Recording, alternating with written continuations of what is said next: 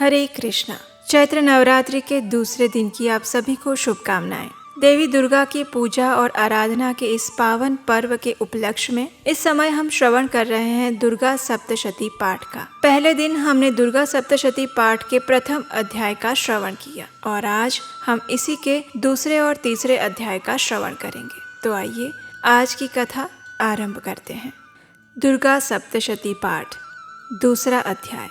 देवताओं के तेज द्वारा देवी का प्राकट्य और महिषासुर की सेना का वध। मध्यम चरित्र के विष्णु ऋषि, महालक्ष्मी देवता, उष्णिक छंद, शाकंभरी शक्ति, दुर्गा बीज, वायु तत्व और यजुर्वेद स्वरूप हैं। श्री महालक्ष्मी की प्रसन्नता हेतु मध्यम चरित्र के पाठ में इसका विनियोग किया गया है। देवी दुर्गा का ध्यान करते हुए इस प्रकार कहें। मैं कमल के आसन पर बैठी हुई प्रसन्न मुख वाली महिषासुर मर्दिनी भगवती महालक्ष्मी का भजन करती हूँ, जो अपने हाथों में अक्षमाला, फरसा, गदा, बाण, वज्र, पद्म, धनुष, कुंडिका, दंड, शक्ति, खड्ग, ढाल, शंख, घंटा, मधुपात्र, शूल, पाश और चक्र धारण करती हैं। आइए अब कथा का श्रवण करते हैं। ऋषि ने कहा, पूर्व काल में देवताओं और असुरों में 100 वर्षों तक घोर संग्राम हुआ था। उसमें असुरों का स्वामी महिषासुर था और देवताओं के नायक इंद्र थे। उस युद्ध में देवताओं की सेना महाबली असुरों से परास्त हो गई। संपूर्ण देवताओं को जीतने के बाद महिषासुर इंद्र बन गया। तब पराजित देवतागण प्रजापति ब्रह्मा जी को आगे करके उस स्थान पर गए जहाँ भगवान शिव और विष्णु विराजमान थे। देवताओं ने महिषासुर के पराक्रम तथा अपनी पराजय का यथावत वृत्तांत उन दोनों देवेश्वरों से कह सुनाया।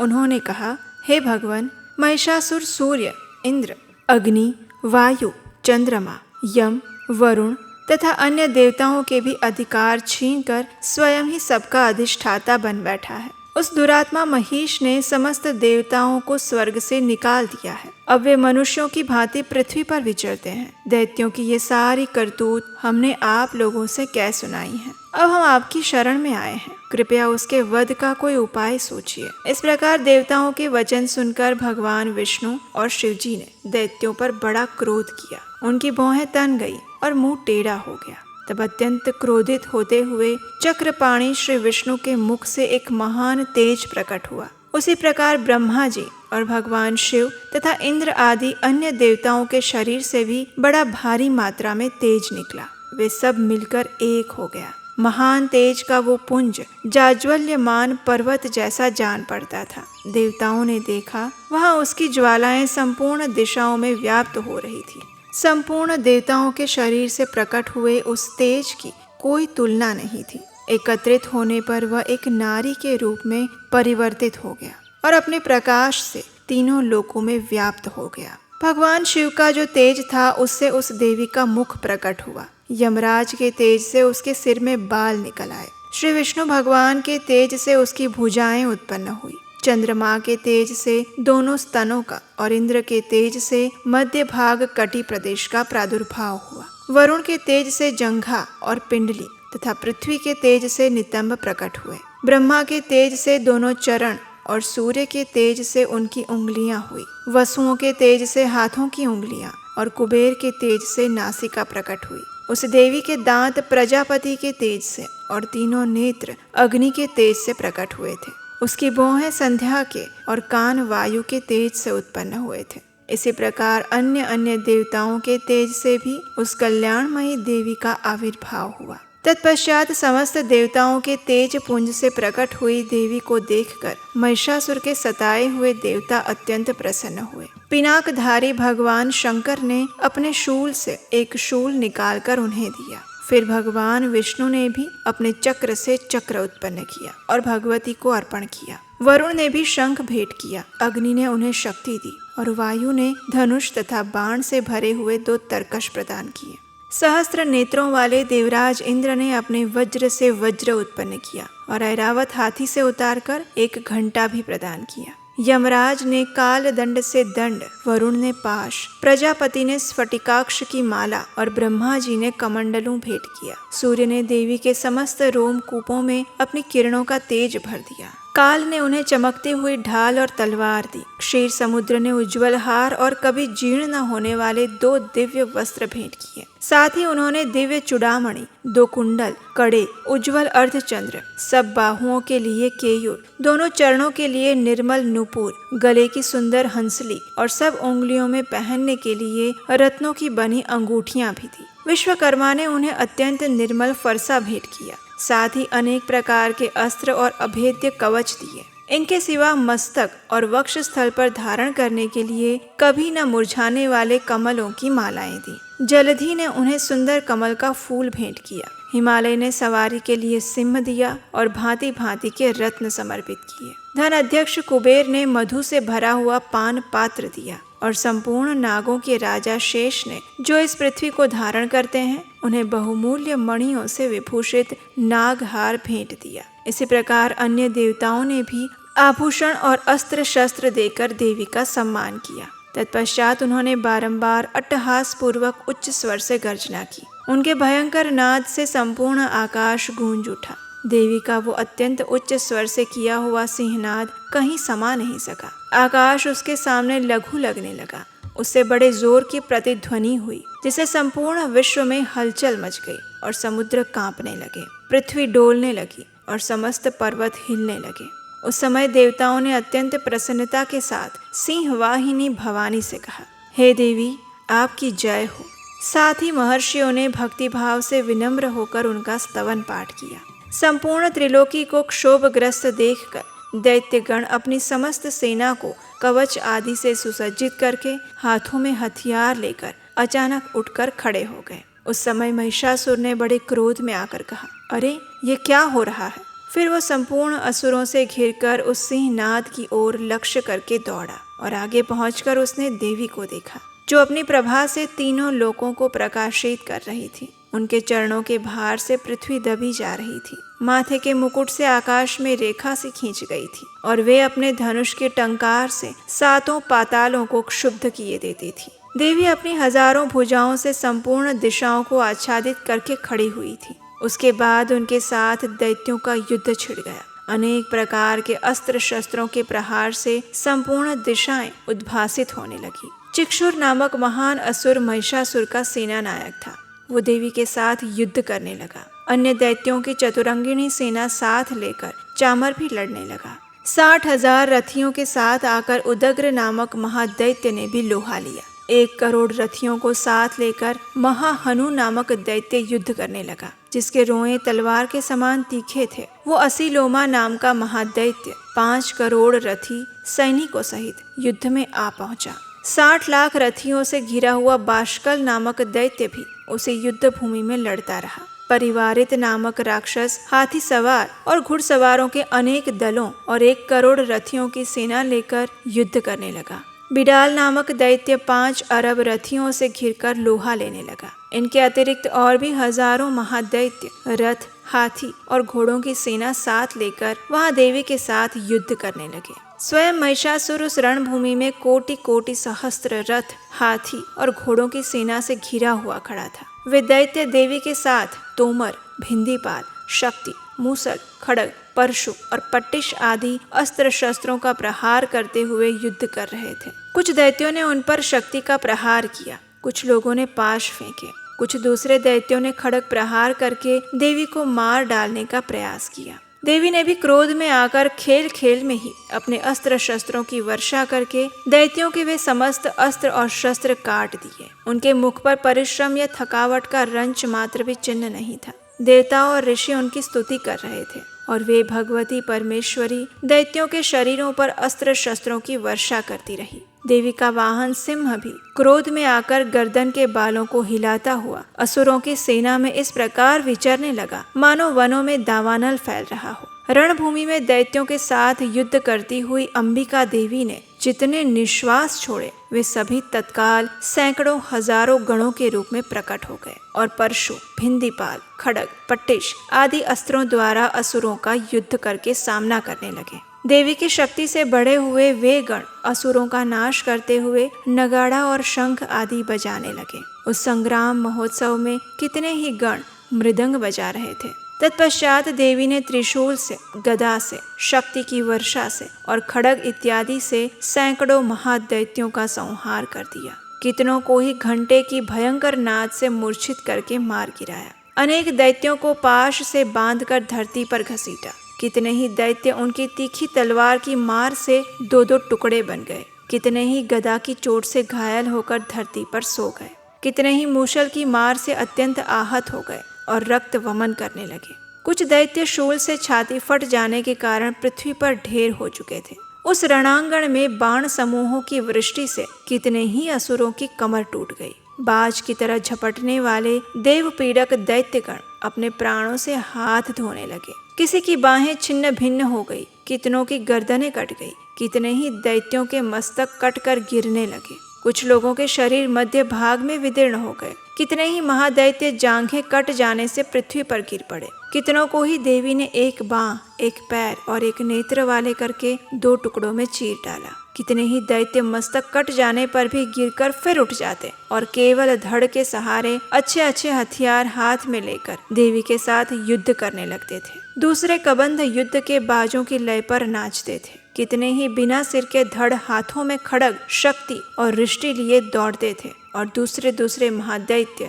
ठहरो ठहरो ये कहते हुए देवी को युद्ध के लिए ललकार रहे थे। जहाँ ये घोर संग्राम हुआ था वहाँ की धरती देवी के गिराए हुए रथ, हाथी, घोड़े और असुरों की लाशों से ऐसी लिपट गई थी कि वहाँ चलना फिरना भी असंभव हो गया था। दैत्यों की सेना में हाथी, घोड़े और असुरों के शरीरों से इतनी अधिक मात्रा में रक्तपात हुआ था कि थोड़ी ही देर में वहाँ खून की बड़ी बड़ी नदियां बहने लगी। जगदम्बा ने असुरों की विशाल सेना को क्षण भर में नष्ट कर दिया। ठीक उसी प्रकार जिस प्रकार तृण और काठ के भारी ढेर को अग्नि कुछ ही क्षण में भस्म कर देती है और वो सिंह भी गर्दन के बालों को हिला हिलाकर जोर जोर से गर्जना करता हुआ दैत्यों के शरीर से मानो उनके प्राण चूसने लगा था। वहाँ देवी के गणों ने भी उन महादैत्यों के साथ ऐसा युद्ध किया जिससे आकाश में खड़े हुए देवतागण उन पर बहुत संतुष्ट हुए और उन पर पुष्प वर्षा करने लगे। इस प्रकार श्री मार्कंडेय पुराण में सावर्णिक मनवंतर की कथा के अंतर्गत देवी महात्म्य में महिषासुर की सेना का वध नामक दूसरा अध्याय पूर्ण हुआ। अध्याय 3 सेनापतियों सहित महिषासुर का वध। जगदम्बा के श्री अंगों की कांति उदयकाल के सहस्त्रों सूर्यों के समान है। वे लाल रंग की रेशमी साड़ी पहने हुए हैं। उनके गले में मुंडमाला शोभा पा रही है। दोनों स्तनों पर रक्त चंदन का लेप लगा है। वे अपने कर कमलों में जप मालिका, विद्या और अभय तथा वर नामक मुद्राएं धारण किए हुए हैं। 3 नेत्रों से सुशोभित मुखार विंद की बड़ी शोभा हो रही है। उनके मस्तक पर चंद्रमा के साथ ही रत्नमय मुकुट बंधा है और वे कमल के आसन पर विराजमान हैं। ऐसी देवी को मैं भक्ति पूर्वक प्रणाम करती हूँ।